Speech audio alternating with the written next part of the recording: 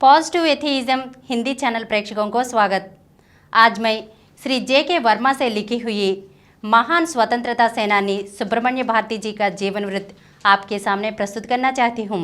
केवल संतुष्टि के लिए जा घुसे, भारतीय शासित होते ही वे प्रचंड दुस्साहसी भी थे। उनके जीवन की एक बहुत ही महत्वपूर्ण जानकारी मिलती है। पांडिचेरी प्रवास के समय एक दिन वे कुछ परेशान से हुए। उन्हें लगा कि वे डरपोक हैं तथा अंग्रेजों के इलाकों में नहीं जा सकते। उन्होंने तब बिना सूचना के मन्नरमुड़ी के निकट नागई गांव जाने की योजना बनाई। यह गांव तब अंग्रेजों के अधीन था। तंजौर क्षेत्र के जमींदार कोडियालम रंगस्वामी अयंगर नामक राष्ट्रभक्त इसी गांव के थे तथा कुछ समय के लिए अपने घर आए हुए थे। भारती ने सोचा कि क्यों न उनसे मुलाकात की जाए। वे भारती को अच्छी तरह से जानते थे।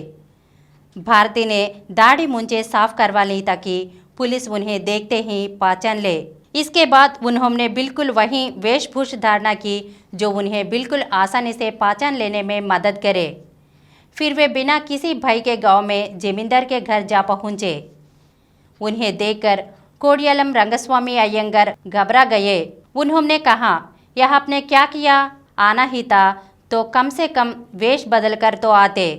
आपको यहाँ आते हुए बहुत से लोगों ने देख लिया होगा। आपको फौरन गिरफ्तार कर लिया जाएगा।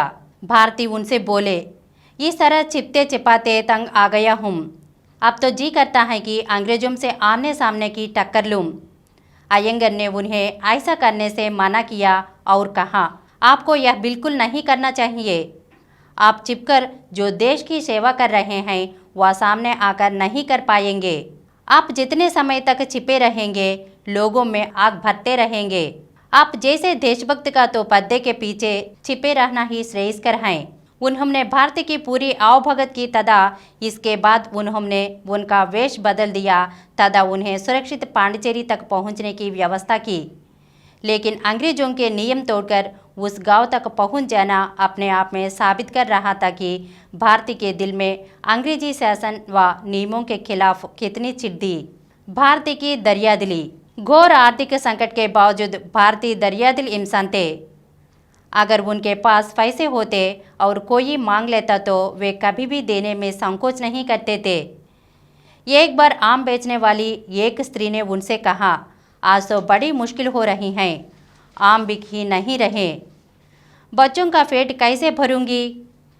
उस समय भारती की जेब में पैसे थे।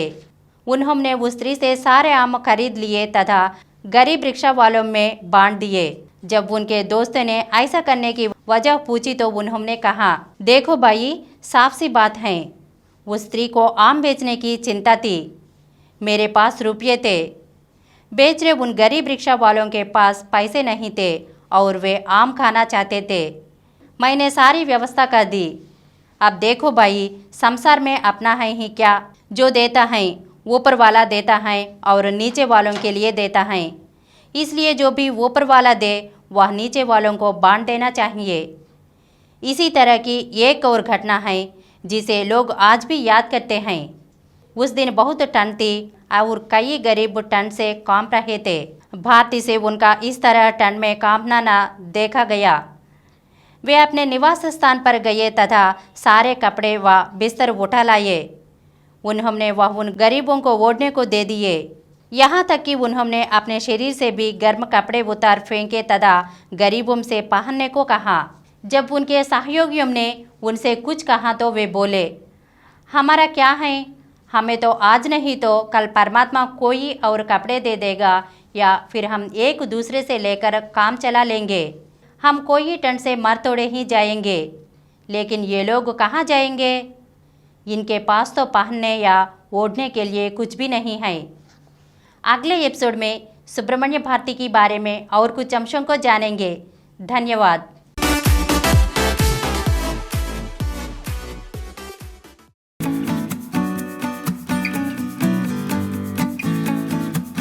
Download Samaram multi-channel app and watch your favorite channels from your mobile. App available on Google Play Store and subscribe to the channels.